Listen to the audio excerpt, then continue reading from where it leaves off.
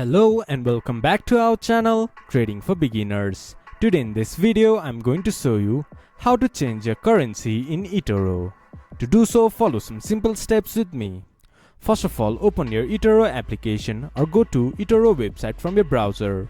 Then this type of interface will appear in your screen once you have logged into your account. From the left side of the screen, scroll down a little bit. There you can see Settings option. Click on it and go to Account.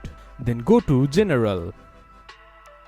From here, scroll down and in the Display Currency section, you can change